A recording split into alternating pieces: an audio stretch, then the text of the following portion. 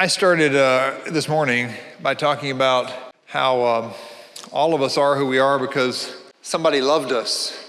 And especially since we're in a Presbyterian church, I was thinking about, the confession is difficult work, which is why those of us who are able usually try to avoid it, And there's a Reformed theologian, Karl Barth, who I remember reading in seminary, and one of the things that's always stuck with me that he said is that we know sin on the way out, right? That's part of the trick, I think, that the devil has worked in the world, is that when you're stuck in sin, when the principalities and powers have a hold on us, we don't see them, right? Our blindness to what binds us is part of what binds us. And so we know sin on the way out, right? We learn to confess things as we're being invited to walk away from them to something new. And that usually happens because we're loved, right? Because someone is willing to love us out of the place that we're in. I think ultimately that's like the story of God and people, that God was willing to come and be with us and love us out of the mess that we were in. And I think God works most often, has certainly worked in my life, through people who've loved me out of the mess that I was in. And I'm not done. None of us are done, right? But I think to the extent that we're learning to name what has kept us in bondage, we need to recognize and give thanks for the people who are loving us out of that. And so, I talked a lot this morning about where I come from and the things that I've had to learn to name about that. And I understand, having done this a few times, I understand that can feel very heavy for people. And so I'm never really sure which side of the story to tell first. But at least today, in our context, talking about missions and stuff, I thought it'd be good to share what I shared this morning first. But the other side of the story that we can never overlook or forget, is that while there were people who were distorting Christian faith in this land in order to justify the enslavement of other humans, there were always Christians, people of faith, who were resisting that. And that the plantation economy gave birth to slaveholder religion that was largely practiced and preached in the pulpits of, the churches that the slave masters attended.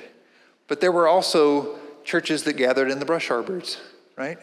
There were enslaved people who took that same story that was being told in the, Episcopal church or the chapel on the plantation, sometimes took the same story that they were being taught, by the people who practiced the slave evangelization and, were trying to save their poor little souls. They took that same story and they heard about the God who raised Israel out of Egypt and raised Jesus from the dead and said, that God's going to raise us too. And they sang, swing low, sweet chariot, coming forward to carry me home. And by the way, when you hear us sing the third verse this time, that Harriet Tubman and her crew is coming through tonight, so if you want to get on board, there's a freedom train going north. That's a Christian story too. And one of my teachers, Vincent Harding, was an incredible historian of this whole movement. He wrote a wonderful book I'd recommend to you called There Is a River. It's an old book now, but you can still find it. You can probably find a used copy on Amazon. But he started his book, There Is a River, with this account he found in an archive of a slave ship that was picking up its, quote, cargo in Ghana on the shore. And when the enslaved people were being marched out from their land to get on this ship that was going to take them who knows where, right? But their whole future uncertain. There's an account of this man in chains who dropped to the ground on his knees and scooped up a handful of the dirt and ate it. And Vincent used to say that was the beginning of the black-led resistance movement in the Americas, this refusal to give up the land that this person was tied to, right? He knew that he couldn't stop them from taking his body from that place, but he was going to put some of that place into his body and take it with him. That river has flowed through this land, and most of us know almost nothing about it. Dr. Martin Luther King, he has a day. We celebrate it. And we usually celebrate it as if Dr. King were some sort of anomaly that popped up out of nowhere, right? When, as a matter of fact, he's the son of a preacher in a tradition of the black social gospel that, is deeply connected to the ministers who were part of Reconstruction, who served in state legislatures, who wrote some of the constitutions of the states that were readmitted to the Union. I'm from North Carolina, I told you this morning. One of the things that I learned about my own state when I started joining black folks who were going over to the State House to demand things that their community needed was that our Constitution that was written in 1868 was written in part by an AME Zion preacher named J.W. Hood, who had pastored formerly enslaved people in New Bern, North Carolina, who sent him to the legislature because he was the pastor, right? He knew how to read and was an educator in their community. So when they had the opportunity, they sent him to the legislature. And he knew that's who he represented. So it's fascinating to read our state constitution with that history in mind. And when he picks up the language of Thomas Jefferson and inserts it into our state constitution, he says, we hold these truths to be self-evident, that all persons are created equal. This is a black man in 1868. I mean, you can see him editing as he goes. All persons are created and endowed by their Creator with certain inalienable rights. Among them are life, liberty, the just fruit of one's own labor, and the pursuit of happiness. People who had been enslaved sent him to the legislature. He wrote it into our Constitution that you can't deny people their wages. So when I go with the Black Workers for Social Justice to our legislature and tell them that we need a living wage in North Carolina, they say, you swore to uphold this Constitution.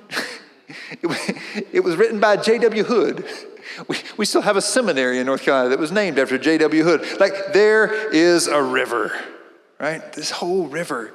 And the great grace of my life is that when I was kind of stumbling and beginning to realize that I'd been on this dead end that wasn't leading me to life, but I didn't know where else I could go, there were people who loved me into this tradition. And one of those people took a sort of special concern for me and my family. So my kids know her as Grandma Ann. Grandma Ann adopted us in Durham. She was the real kind of militant on the streets leader of the freedom movement in the 1960s. She said she was a good organizer because she had a loud mouth and she was ready to talk. And when she talked, people would listen. So she knew that, if she could talk up and get folks to listen to other people, then she could organize the community. She helped a lot of communities get organized to get access to resources. The actual kind of grassroots experiment that gave rise to the war on poverty in the Johnson administration grew out of the efforts that she and others developed in the North Carolina Fund in North Carolina. So she's like the original Poor People's Campaign, and she became my spiritual mother. And part of what I wanted to say in terms of how we begin to open ourselves up to the rich tradition of a prophetic freedom church that has always existed in this land is that we have to kind of open our eyes and discover that there are incredible gifts that have been ignored and overlooked. And Grandma Ann is one of those. So this is really exciting to me. So she, mentored me and taught me all kinds of stuff. And a couple of years ago, she died. But April 5th, there's a movie that's coming out. This guy from Hollywood sent her a manuscript before she died. And she wasn't much of a reader. So she handed it to me and said, read this and tell me if it's any good. And so I went home and I read it, and I told Leo, I was reading it in bed at night, and I finished it, and I said, this is really good.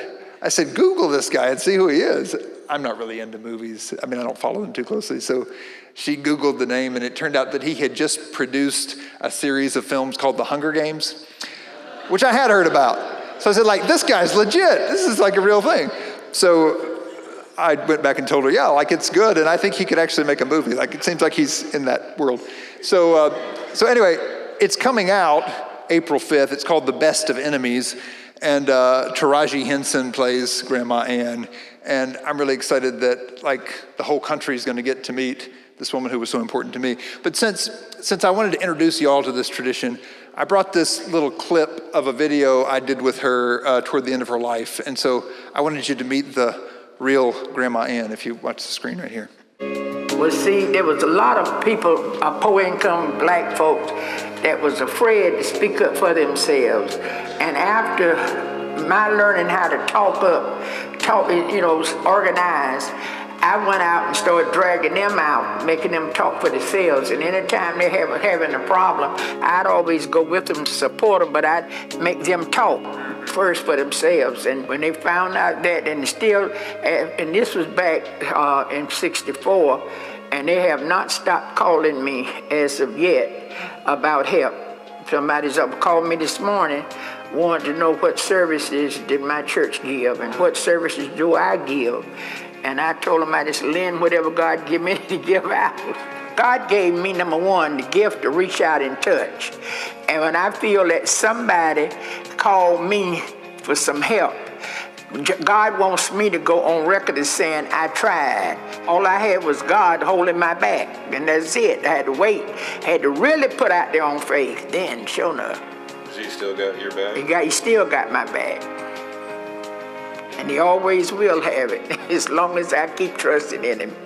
But you can't sell love. No, I'm not going to sell out. They said I had, but I am not. Somebody said you sold out? Yeah, they said I sold out because I work with a Klansman. And I worked with a Klansman, and he changed from a Klansman to a Christian. And they said I had sold out.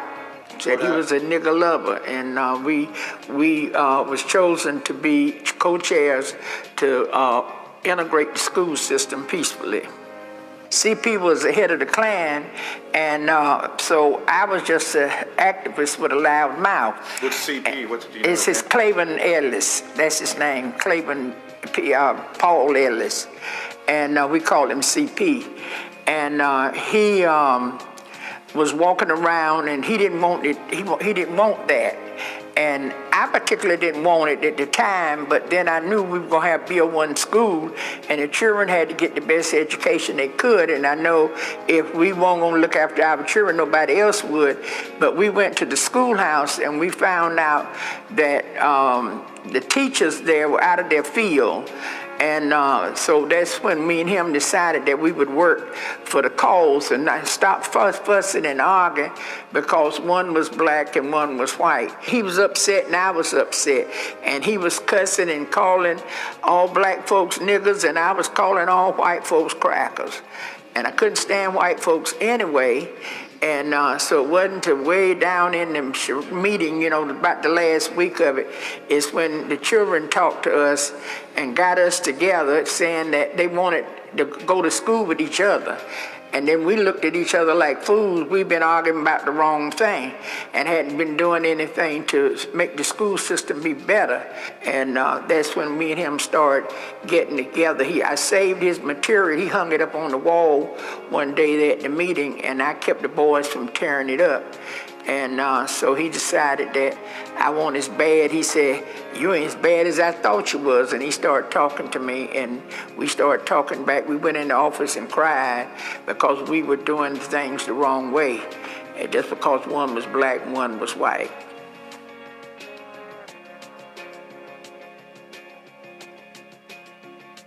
Lady with the issue of blood, she said if she could just touch but the hem of his garment, she believed she would be made whole, and she was made whole. And so many of us have different issues, and if we could just clean up our issues, then we'd be better off. Sounds like hard work. It is hard work when you want to do it, you know.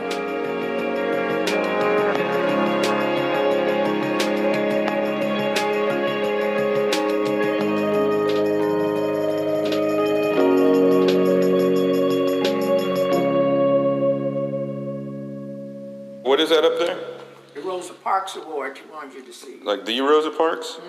She gave you an award? Yeah, and they gave me, she presented it to me 1982. in Texas. For extraordinary acts of ordinary people.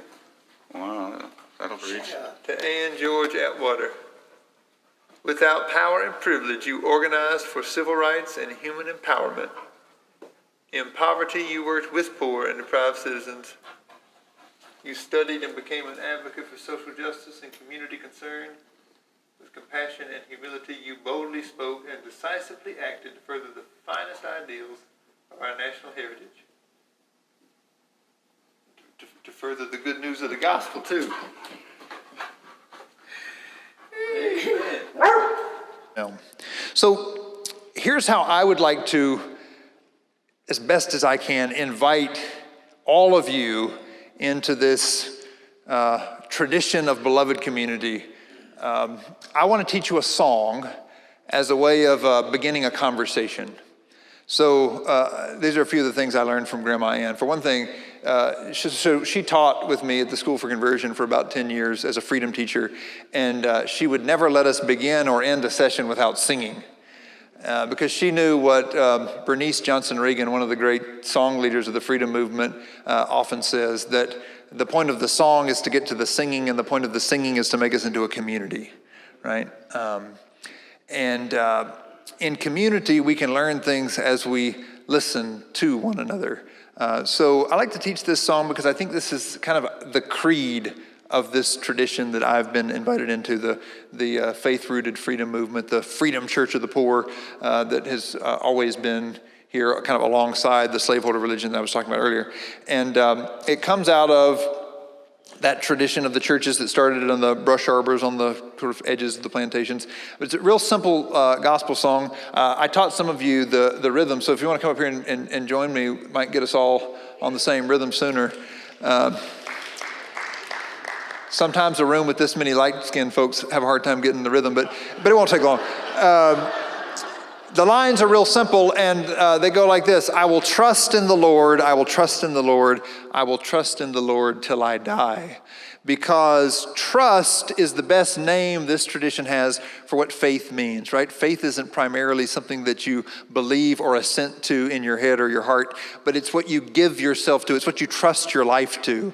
And I think it's an incredibly important summing up of, what the Greek calls, pisteo, I believe, I trust.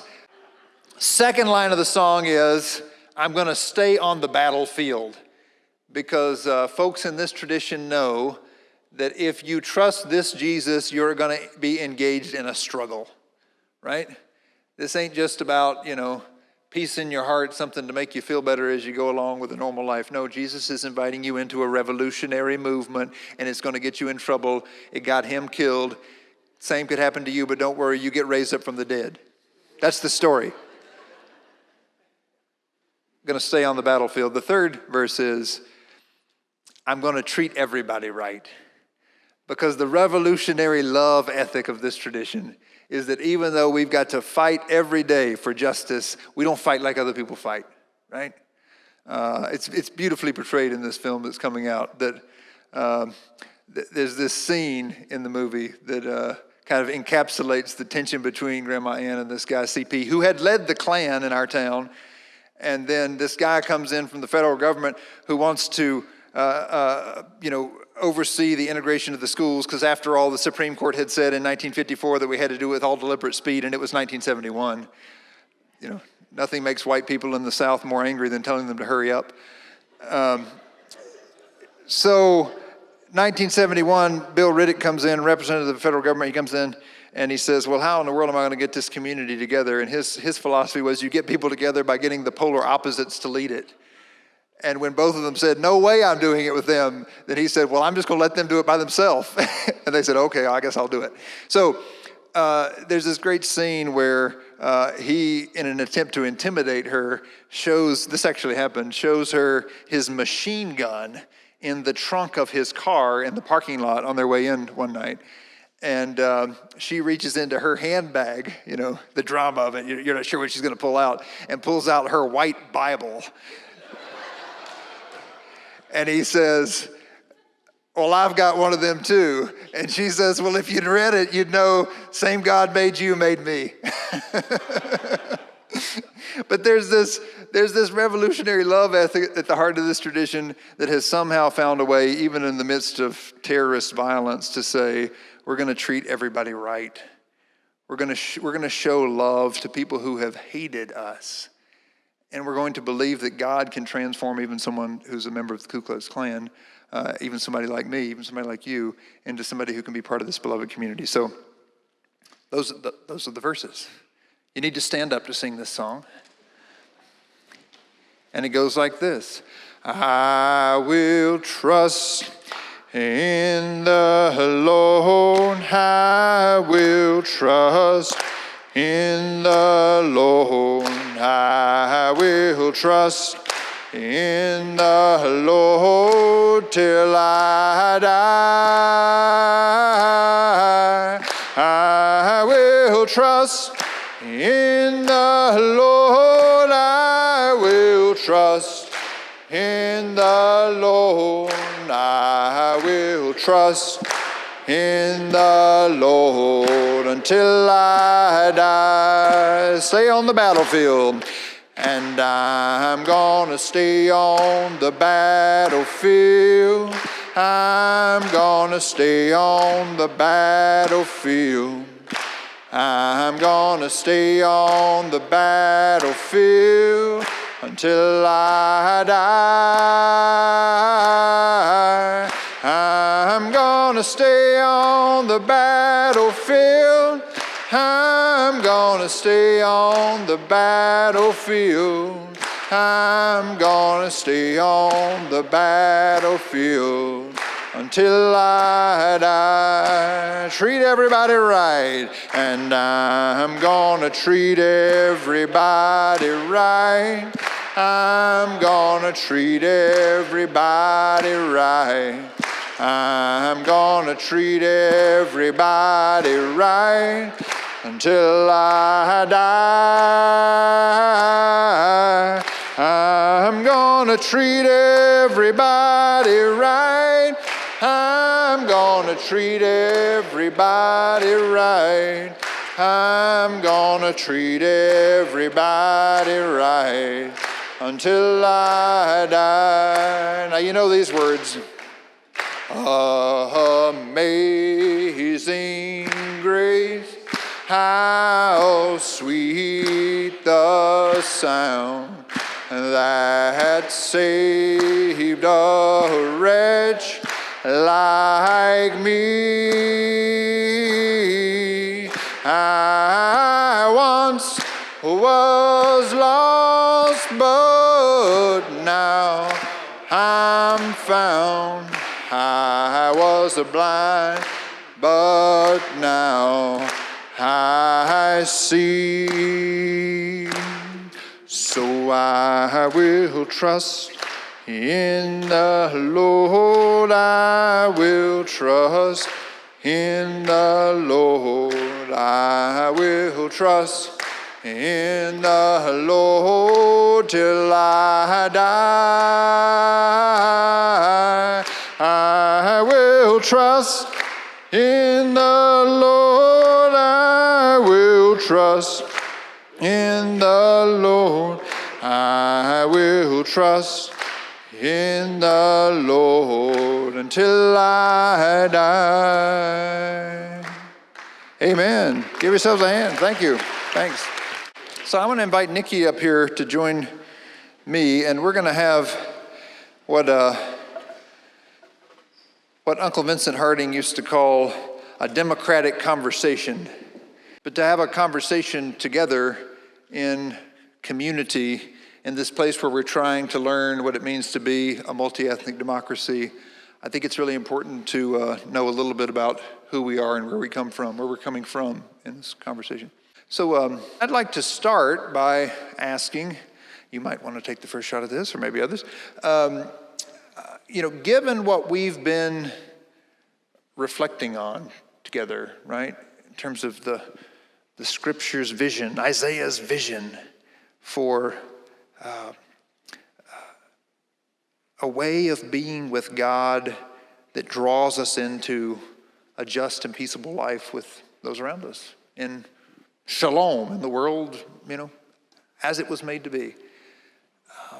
And the conversation that we've been having about what that means for us here to be part of God's mission in Santa Barbara, and in light of the very real challenges and distortions that we have inherited also in this place, in the story of this nation. What are you grappling with? What has kind of grabbed you? What's grabbed your heart? What are you wrestling with? And maybe another way of asking that is, if there is a river of wisdom that's flowed down and accessible to us, if we're willing to be baptized into it, what would you want to know from that river?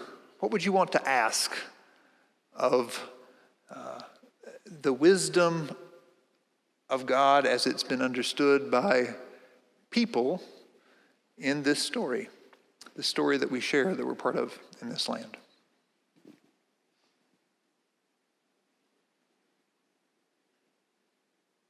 This is a democratic conversation, so you can join. The first person who wants to join in is at the very back, which is nice. Gives us all time to.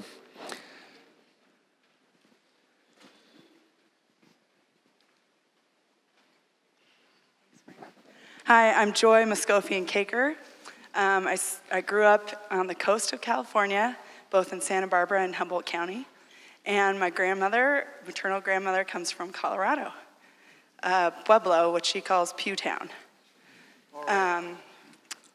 My question was this: as both of you have invited us, as Nikki said, to take off our superhero cape and enter in, not as the people with the answer, but as people of humility, what's a question you might give us to ask ourselves as we enter into situations, whether it's PTA or business or whatever people might be going about doing in Santa Barbara? What's a question we might ask ourselves so that we enter in a place of humility?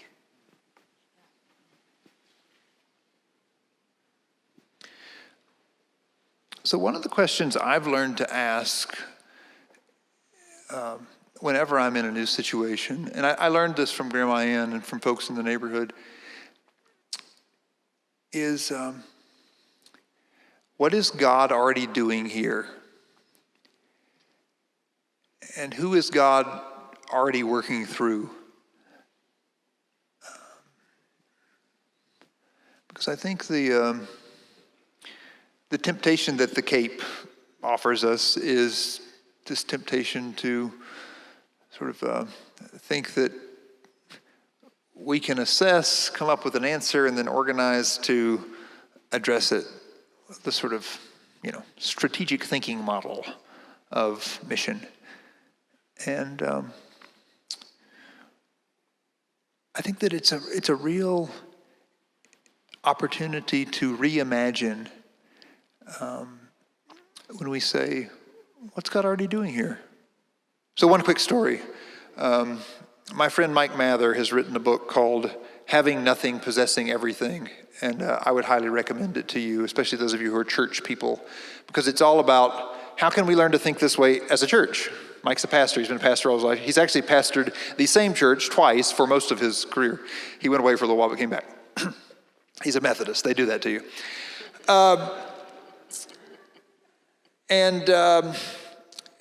This is a church in a community that people would describe as under-resourced, struggling. It's the kind of community that when I was growing up in the South, the adults, who were responsible people and who I, without even knowing it, was learning from. When we drove through neighborhoods like this neighborhood, they just quietly locked the doors. It was much later in my life before I kind of internalized, all like, what did that mean? But anyway, but you know what I'm talking about. And, from early in his pastoral life, Mike was sent to pastor this church and thought that, the mission in a place like that had to be to, for the church to be some kind of center for addressing the problems, helping. And this church did it on a grand scale.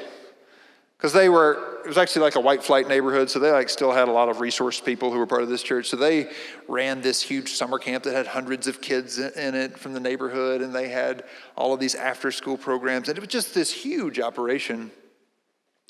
But Mike told me that one summer he did, I think, 9 funerals for young men from that community who were killed in the community, and it broke him, and he just knew he couldn't keep doing what he'd been doing.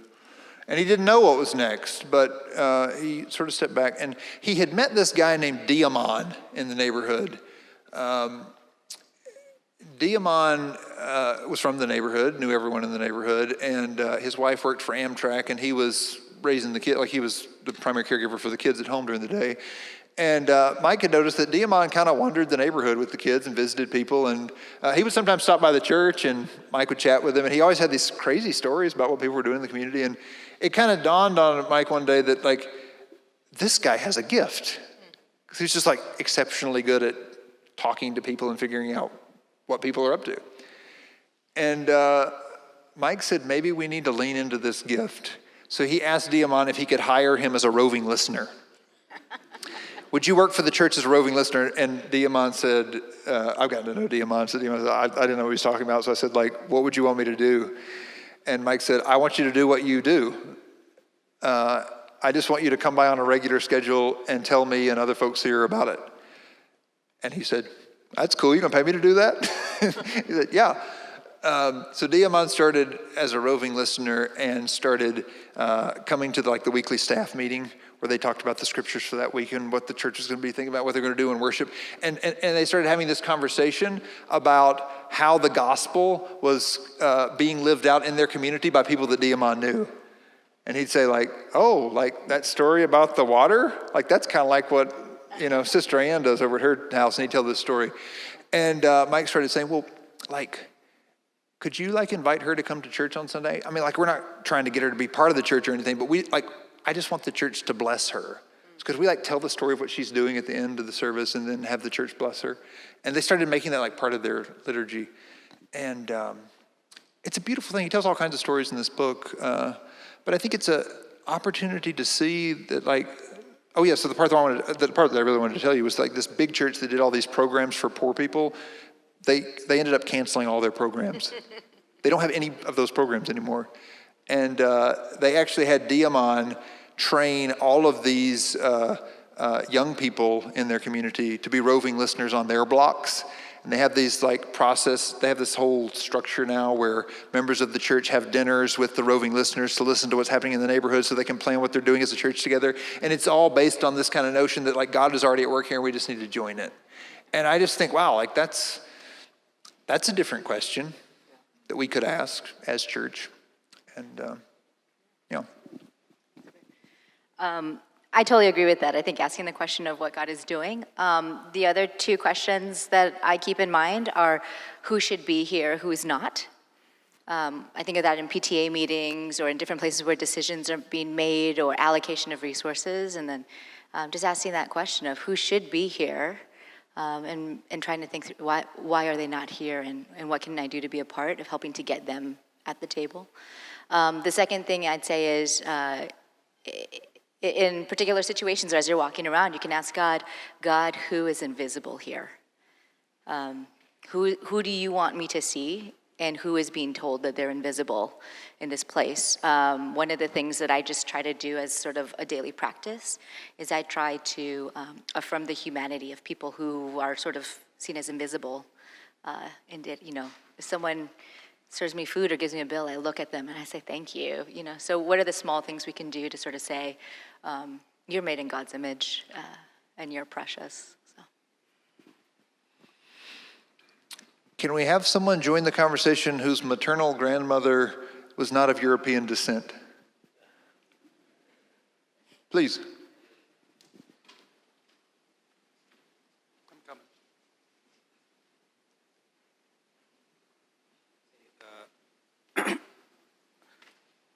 I'm originally from Africa, and my name is Balete. I'm a member of church member here, and also we have Ethiopian community, small community, who worships here at the chapel. We are having a Bible study in one of our members' house, and when we needed a little bigger place, this church reached out and gave us a place. And we are very grateful. And most of the things yesterday and today, when I heard, when you guys spoke, I was thinking about that. The church here not only go all the way to around the world, but also reach out to the city here and give us a place. We have worship, Bible study, and other activities. So it's really good to be here and to be part of it. Thank you. And, what's your grandmother's name? You want to go there? Her name is Roma. Roma Bione Bitozaleka. Thank you. Yeah. Also, I have one question. The question. Time to ask a question? Yeah? Sure. Okay. The question I want to ask is, I heard, earlier when you spoke, and I heard, I was here, besides looking for justice, besides looking to doing fair, how do we reach for the people who's not reached? How do we bring them to the church? It looks like we are talking among ourselves. But how do we reach them out wondering about that?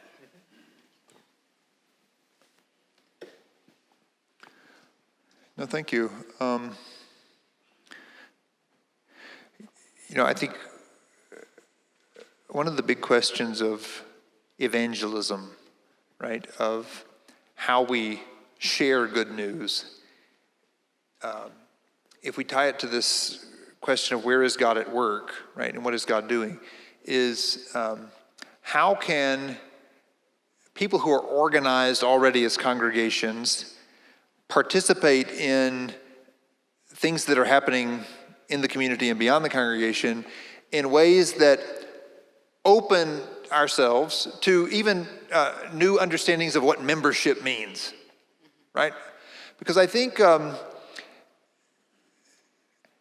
my read is that we are in a moment of cultural transition in this country where the forms of religious practice that happen in buildings like this, for the most part, are so caught up in some questions that people aren't asking that I don't think, and again, it's not that what's happening here isn't important for the people who come here, but I'm just saying that to your question of the people who never show up here and never will, I really don't think that it's like a lack of effort or a lack of, sometimes I've been to these evangelism conferences where people have these plans for we're gonna do it by, each one reach one. And next year the theme is gonna be who's your one or whatever. It's always this new way of saying the same thing. That's catchy, you should trademark that. No, I'm sure I'm just saying things other people have said. But it's what strikes my ear is that it's often a new way of saying the same thing, which is that we're just gonna get more intentional about reaching out and trying to love people and convince them to be part of what we're already doing. When, as a matter of fact, the most encouraging things I see that people really are going to is where churches, people of faith, people who are organized around their faith as a religious community are stepping into something that's happening because they say God is at work there, and this like new community is coming out of it. I'll give you one example. Our congregation learned about 19 months ago that there was a pastor in the next town over who has lived in that community for 34 years, and ICE had told him that he had to leave. Wow. They gave him a date to self-deport. Wow. And we learned about this, and we said, well, if you want to come take sanctuary at our church, you're welcome here. So he did, which is not an easy decision, because he can't really go anywhere else without the real risk of being detained and deported. But he did this. And he's a pastor, right? So his first few weeks there, I sat and talked with him, and I just said, like, I don't know what God's up to here, but, like, you're a pastor. So, like, let's think together about how you can pastor in this place. And it's been really fascinating. So there's this intersection of this, like, historically black church in our neighborhood and all these white liberals who care about social justice and, want to support sanctuary. Half of them, like, never go to church, but they come to our church now because there's a guy living in sanctuary there. And then there's these, like, very conservative Hispanic folks who are Pentecostal and, like, 2 years ago, they were telling everybody who is documented in their congregations to vote for Donald Trump, and now they're like, oh my gosh, like, he wants to get rid of us? And so it's like this, mental gymnastics for them. They're trying to figure out what's going on here. And it's our neighborhood that, like, we had to talk to the neighbors about how, like, we're publicly breaking the federal law because we believe it's unjust, and like, we had to reach out to our police chief and our city council and explain this to them and ask for them to decide whether they were going to support us or not. And so, like, they've all supported us. So now we have, like, the sheriff and the police chief and the Pentecostals and the black folks and the white liberals, and we're, like, figuring out how to be a community together. And I think that's church. There's not a single worship experience where we're all together in the same place. But, like, I was, like, stopping by the place where he is one night, and this, like, activist from down the street and these two reporters from CNN and these Pentecostals were in there singing worship songs in Spanish together. And I thought, that's interesting. Like, this is like the small group we never planned for. I don't know. Yeah. So I think new forms of church are being born, and I really do believe that those of us who are part of the institutional church, which has resources, like you're saying, like this place has space. This is a big deal, especially in this town. I mean, every square inch is worth a lot of money in this crazy economy we have. So yeah, people who have space can do something with that space, and it can open up all kinds of new relationships.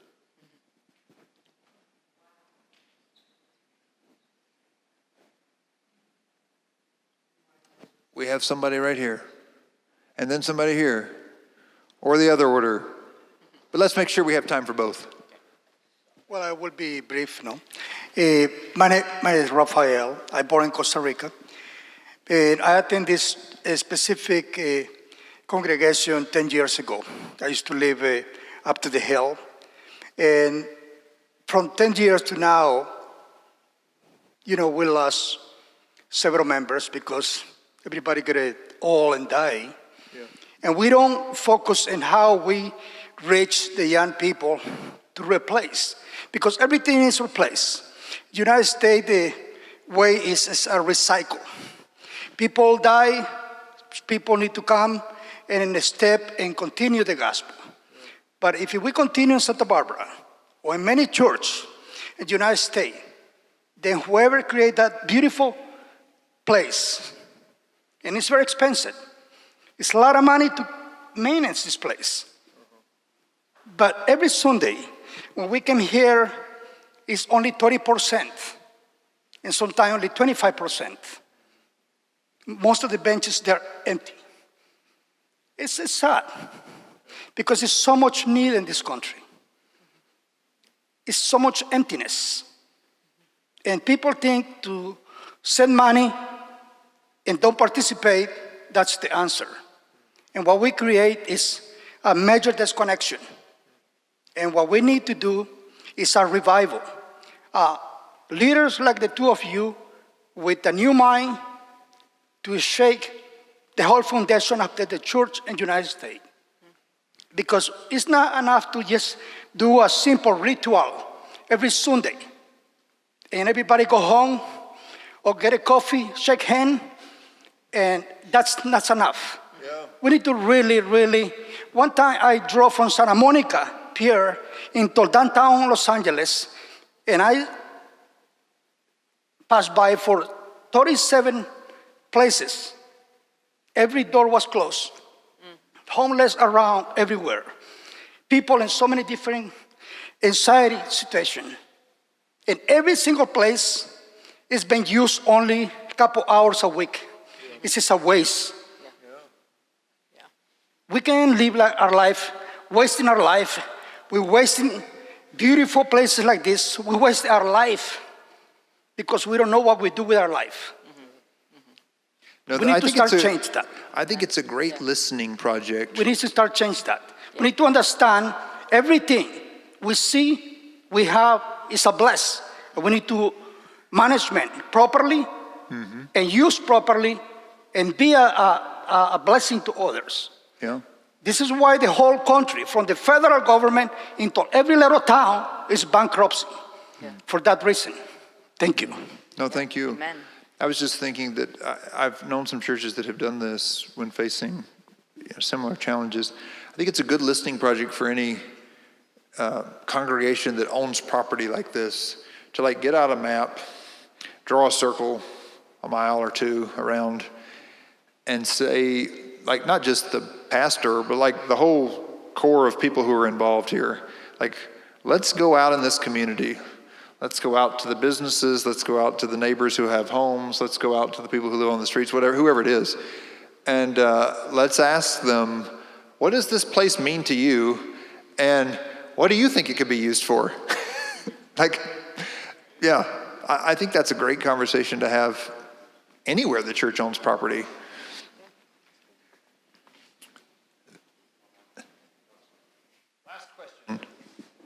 Hi there, my name is Sophie Rivera. My maternal grandmother, I'm going to turn this way. Her name was Ruth Myers, and she was Jewish and grew up in North Hollywood. So my question for you two is, Jonathan, thinking about your recent book of reconstructing the message of the gospel from slaveholder religion. During this time of intense political division and strife and lack of unity and compromise, how do we change the narrative of what the gospel and mission work and evangelism looks like without further exacerbating the problem? I think you live a new narrative. As soon as you said that, you live into a new narrative. You embody something that's different. Yeah, I think that's right. The narrative that's performed is always more powerful than the narrative that's told. We need to tell stories, but people believe the stories that are lived. So one place where I see a new story being told, it's a new old story, but it's a way to see it, is through this Poor People's Campaign. We call it a national call for moral revival. You use that word, revival.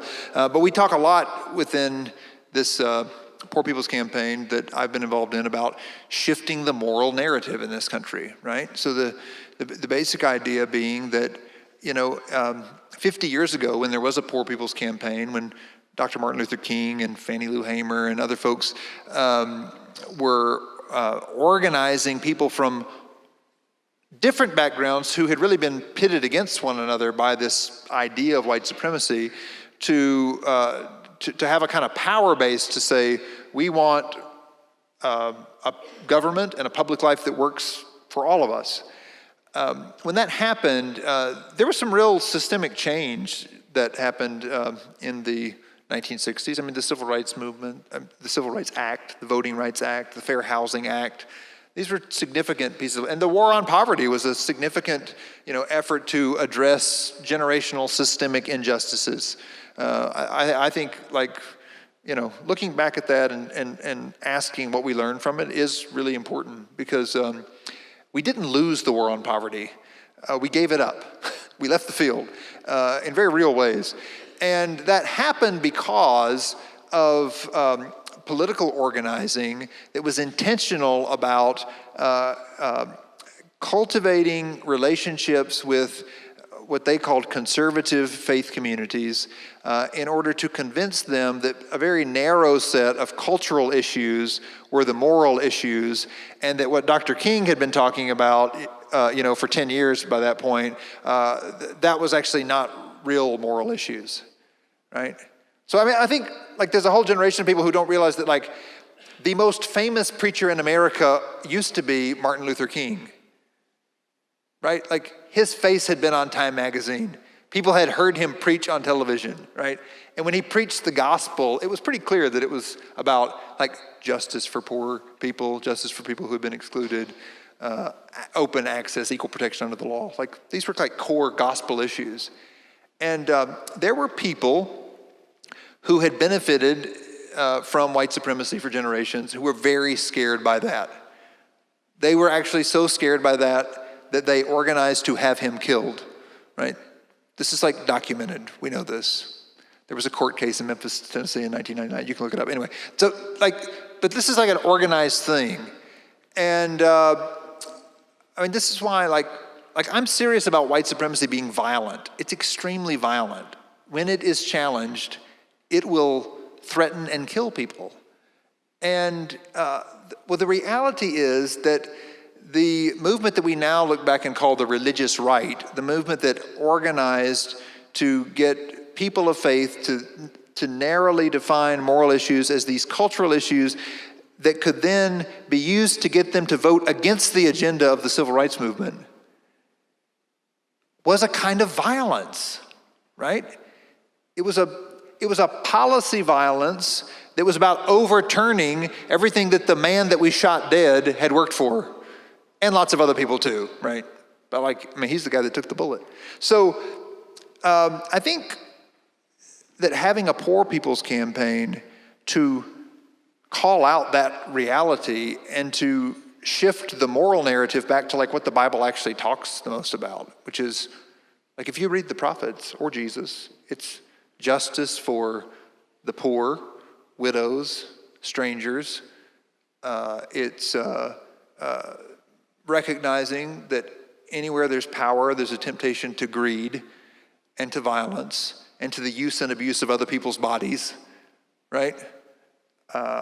That's what most sexual immorality in the Bible is actually about. The use and abuse of other people's bodies by people who had power, who were almost always men. So, biblical values. I think when you say biblical values in our public life, most people don't understand that to mean what the Bible actually talks about. So yeah, I think we need a movement to shift that. And I think it needs to be led by people who have been hurt by the misuse and abuse of Scripture. So it's people who've been marginalized, poor people. It's a poor people's campaign. You can learn more about it, poorpeoplescampaign.org. There's an organizing committee of Californians right here in California. If you sign up for the Poor People's Campaign online today at poorpeoplescampaign.org and put your zip code in there, somebody from the California organizing team will reach out to you. Thanks for asking. Now, we want to kind of close our time together by asking each of you, in the context of worship here, I'm going to invite the worship leaders back up.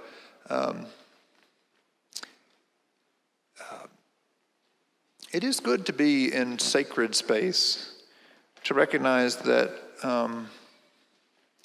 that we are on holy ground because God draws near, and like we're not just having this conversation with one another. I learned something important from the Benedictines when they taught me how to pray with them. They said, we always sit in a circle when we pray. And when we say the Gloria, you know, the old prayer we say, glory to the Father, to the Son, to the Holy Ghost. They said we bow because we bow to honor God, but in a circle, we are always bowing to one another because we recognize that God is here and God is speaking to us and meeting us through one another, right? So that's the space we're in, right? That's the democratic conversation of a beloved community where we recognize like the Holy Spirit is at work. And in that context, you know, really only a few of us have spoken here. We're limited by time. We're always going to be limited by time and space. But we wanted to close by just taking a moment. You know, in my tradition, we would call this an altar call. Call it what you will. I want to invite you to consider what you've heard, what you've been processing, what other folks have shared in this space, what God has been doing, to invite you to consider that and to decide for you what you want to do about it.